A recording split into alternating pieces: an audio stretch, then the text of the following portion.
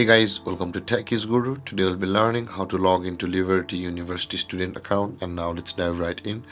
Now to log into your Liberty University student account, first open up your preferred browser, as I have already opened the Google Chrome, and in the search bar click over there and type in the address liberty.edu and hit on enter, and then you'll be redirected to the home page of Liberty University. Let's wait for it. And when this page loads, guys, let's wait for it to load properly.